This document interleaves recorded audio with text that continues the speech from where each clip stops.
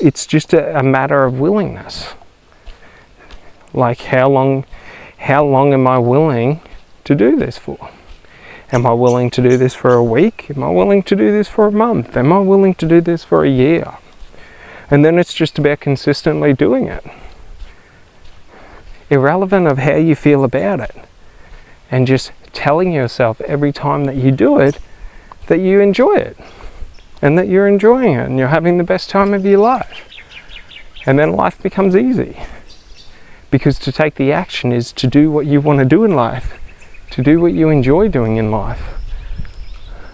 And to do what you enjoy doing in life is the most effortless process. You know what I mean? Like, it's easy to do what you want to do. It's hard to do what you don't want to do.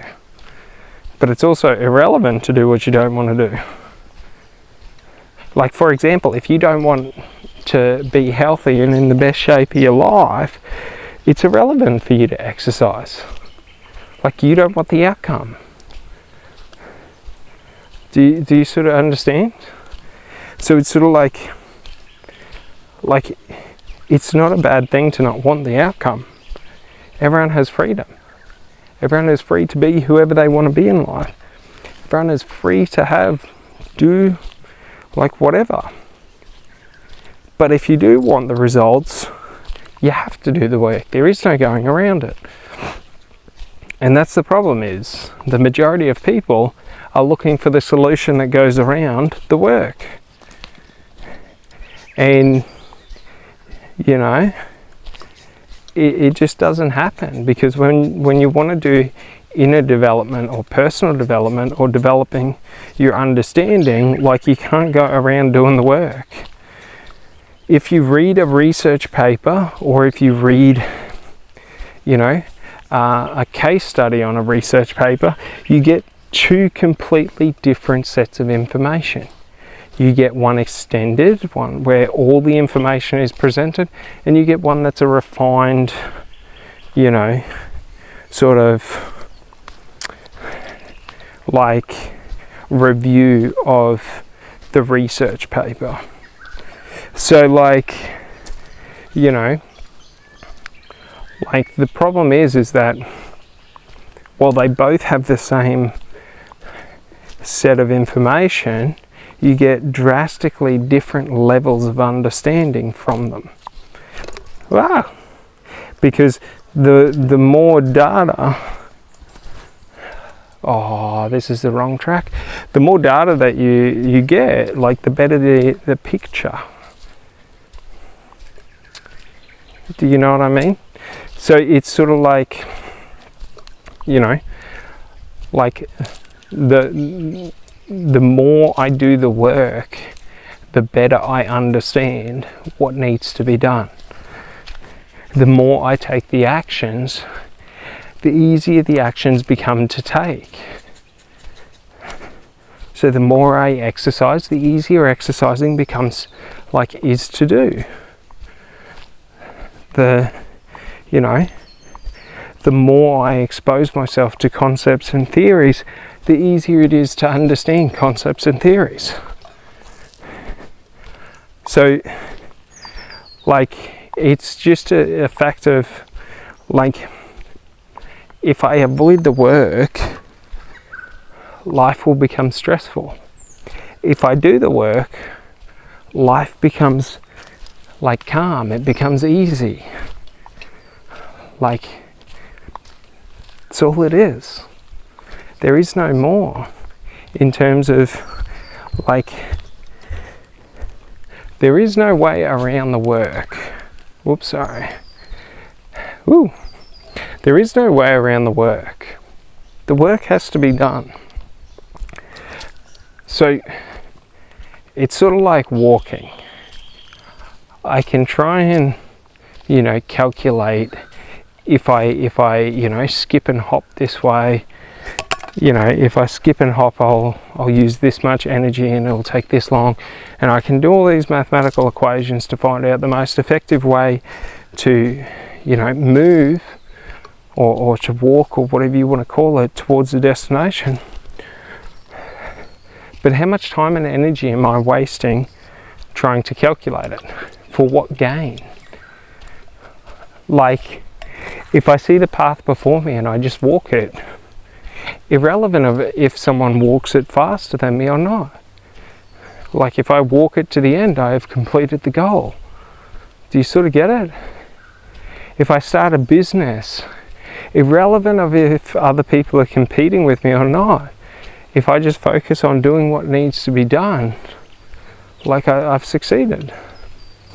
Like, it doesn't matter what happens externally to me, because if I'm starting a business just for the external gratification and validation, well, then I'm not really doing it for the right reasons. My motivations, and intentions aren't right. And all this means is that if I'm not doing what is right for me, I'm creating stress and anxiety. Like, that's just how life works. When we start to follow our desires in life in terms of, and not saying our compulsions or our unconscious compulsions, but if we follow our desires of the way in which we do things, the direction that we're following. Like, usually the way that feels right to each of us is the right way for us to do it, because there is no one size fits all way. So, by just understanding this, we're able to sort of relax. Do you know what I mean? Like, when we realize that there is no destination, that the destination is artificial, like, what is health? You know what I mean? If I say I want to be healthier, what is healthier? Like, is it a destination that I get to and then I get a rubber stamp from a doctor saying I'm healthy?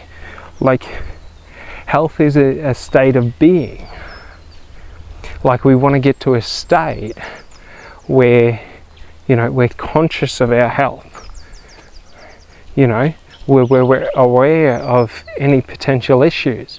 Like, that's healthy, is just understanding where am I at now, what are potential issues, and sort of having that framework. Like, do you understand? It's sort of understanding the link between diet, exercise, and emotional states. The less stressed I am, the more relaxed I am. Like, the healthier I eat, the better my energy reserves and energy levels. Like, it's just these links between different aspects.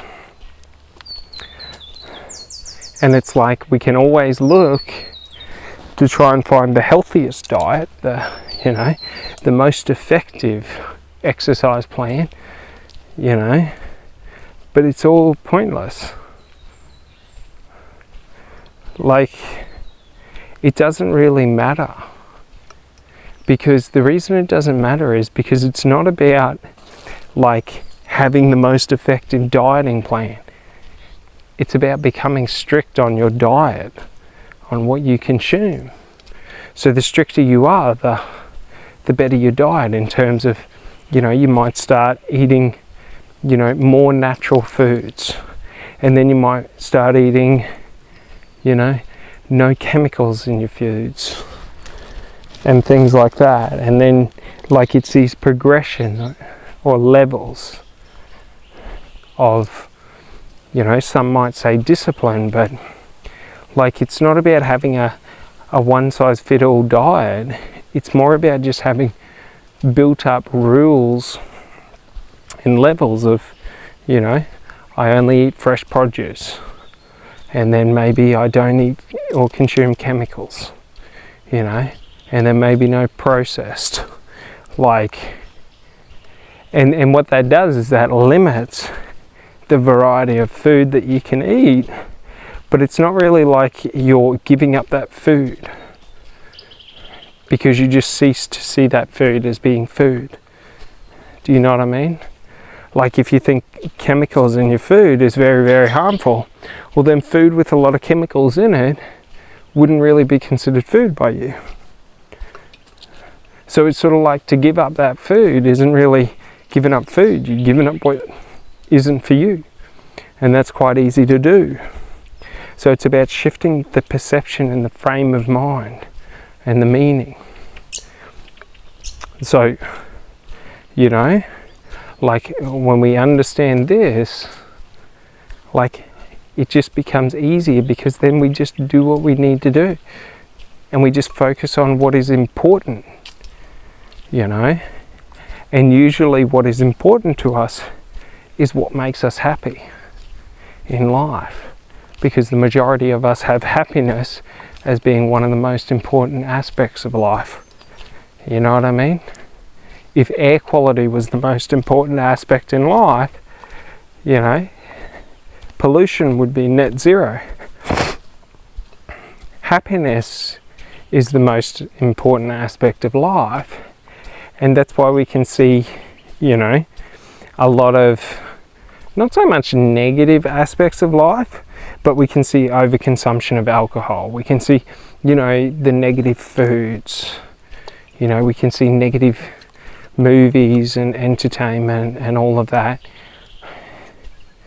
Like, you know what I mean?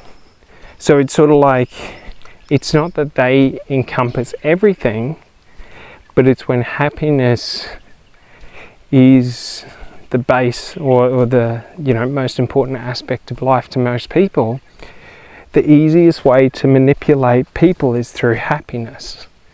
And that's how, you know, alcohol, you know, like, you know, look at beer ads. It's all about, you know, how happy of a time they're having and all of this. Like, when we look at the foods, McDonald's, all of that, like, happiness is sort of what they go after, but then they also go after, like, the taste, the experience. So, like, for example, they use a lot of different chemicals to artificially stimulate different sensations or different experiences. So for example, when they use MSG, you know, it makes it taste or feel, or you experience it as being more meatier, more savory. So this gives you an artificial experience of it being where your perception is different to reality. Do you sort of know what I mean? Where your taste buds are telling you that it is meatier and, you know, more flavoursome than it actually is. And that's why usually you feel so shit afterwards. Is because it's sort of like the body can't really use it, because it's food that's designed to sort of stimulate your sensation while eating. So it's not really food that's designed to be nutritious. So it's sort of like, it just like, it just shows how perception can skew what we think as reality. Because, you know, if we've ever eaten fast food, like, it tastes, you know, filling, wholesome, you know, like it tastes what we expect food to taste like. But the feeling afterwards